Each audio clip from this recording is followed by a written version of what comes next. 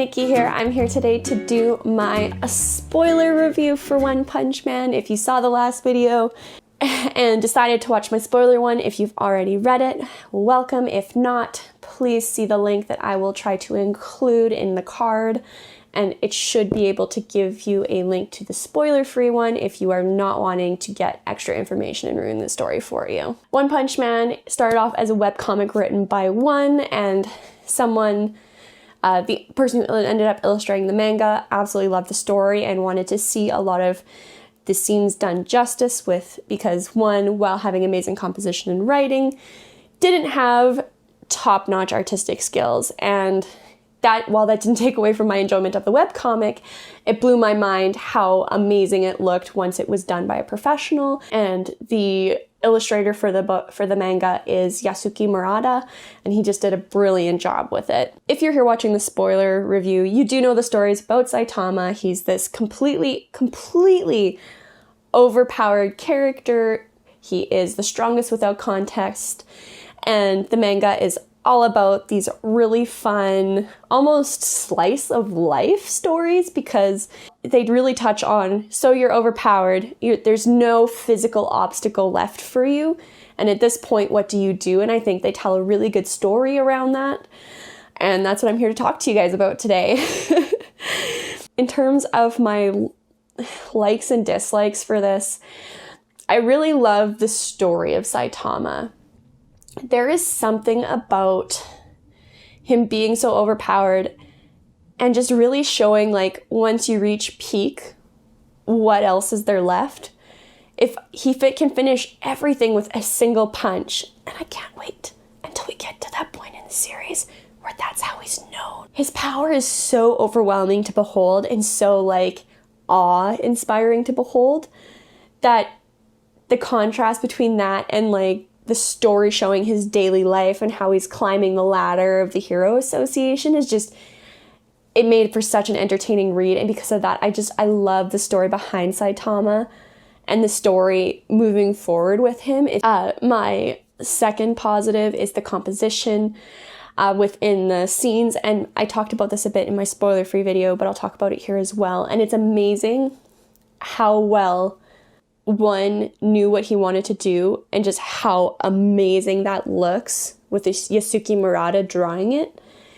It does such a good job of conveying the strength and movement of the character, and just, like, somehow the drawing emphasizes how strong and overpowered he is. And the way that it's so brilliantly set up, I'm having a hard time putting it into words, because you have to see it to really get it. And then my third like for this is the juxtaposition of the trope breaker versus the people who are leaning into their tropes. And this is just, I love it because it makes just such interesting interactions. And everybody takes themselves so seriously that it's so fun to watch them get knocked down a peg or two by Saitama's, like, disinterest, basically, because it's like, he looks at it as, you want to be a good hero, that's awesome, I can get behind you, but there are certain things he won't respect, and if he doesn't respect it, he just doesn't give it his time of day, and I love the way that plays out. As you get farther into the story, as more people come to know him, it plays out in just increasingly obscure and bizarre ways that are just completely entertaining. I'm streaming the second season right now, and of the anime, which is kind of middle to end of what was out in the webcomic, and it's brilliant and it's fun, and I love the way the interactions play out. And it's so emphasized and so extra hilarious because he is such a trope-breaking character when compared to everybody else. So my negative for this is with the first few volumes, it is a much slower takeoff. They really spend a lot of time getting everything sorted and getting Saitama's current situation and a bit of his background in place, so you really understand what he was, where he is now, and it'll really just allows the story to move forward very naturally after the fact. So it's very needed for context. Unfortunately, it made it very hard to get into. It wasn't as bad for me because I knew it was so slow going into it because I'd watched the anime first. But if someone hadn't been told about it or hadn't watched the anime or hadn't even heard of One Punch Man at all, then I could see that being a really huge turnoff for a reader coming into the series. My second negative is just with some of the one-off characters. I feel like they would have been a lot more interesting if you'd gotten to get more face time with them going farther down. One example of this is the guy who ran House of Evolution.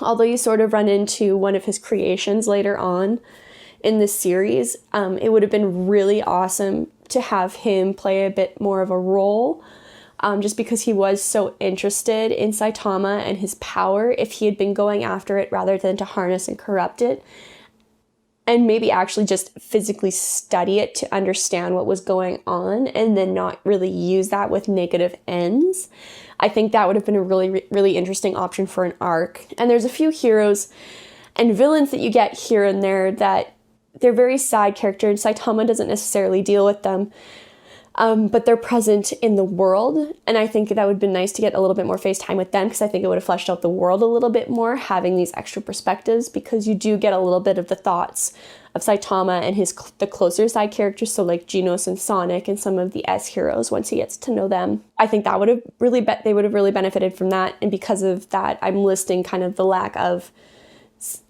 returning characters because they're just one-off characters. It is a negative for me because some of those characters seemed like they would have been very interesting. So now I'll move to the characters.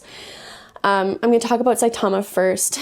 Like I mentioned, he's super overpowered and he's a hero for fun, but I really like what they did with his character is that it's almost like he has like a Superman complex. It's not a question of whether or not he has enough power to overcome the obstacle.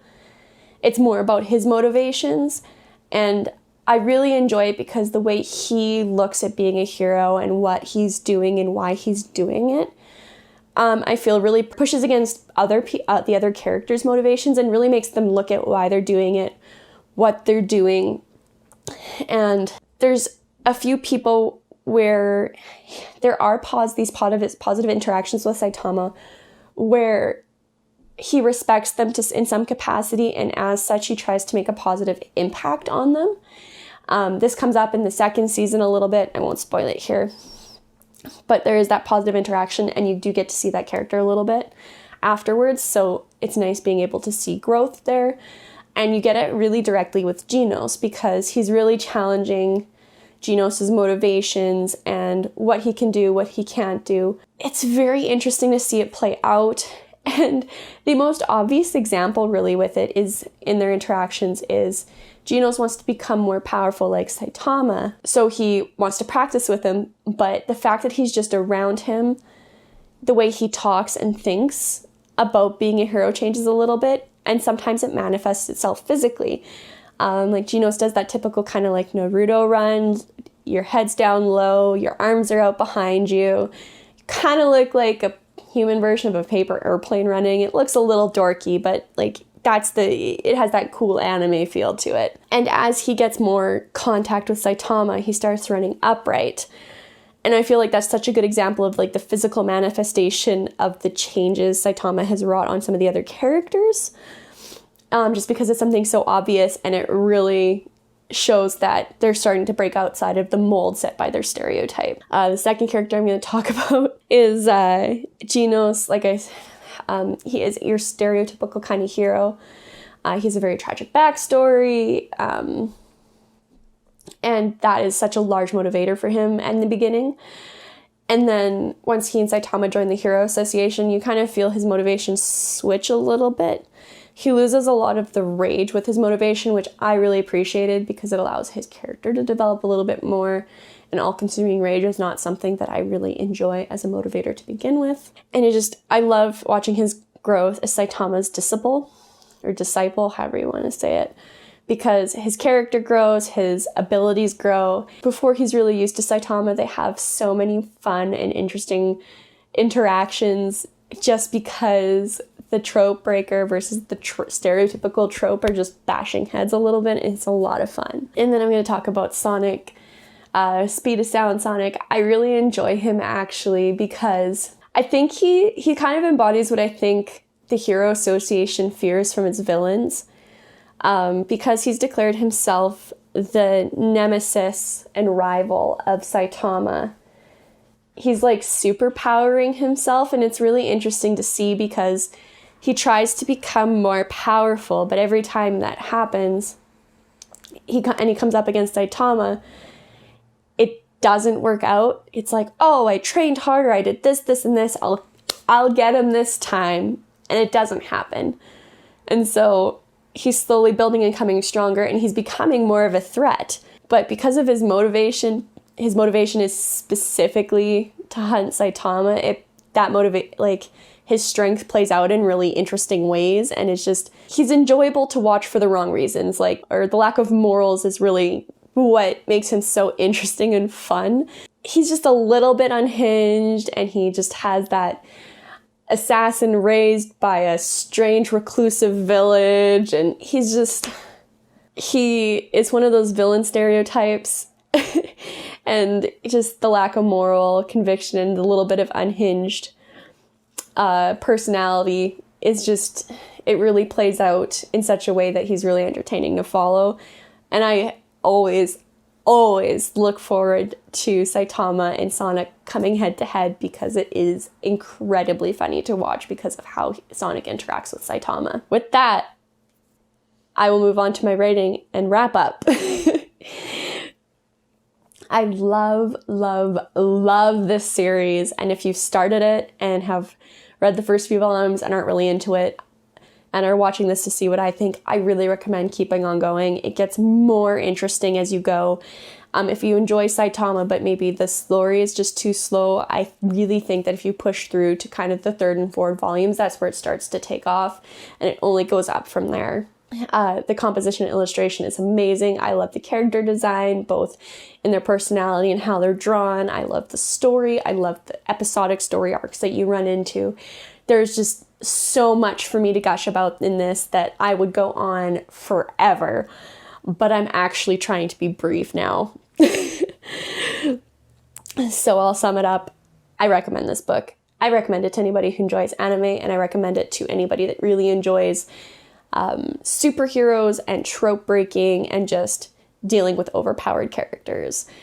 With that said, I give this a 5 out of 5 stars. It is a big 5 out of 5 stars. If my scale went over 5 stars, I would give it more if I could, but it's just, I love it. I can't recommend it enough. Read it. And I will see you guys in the next video where I go over the anime. Bye.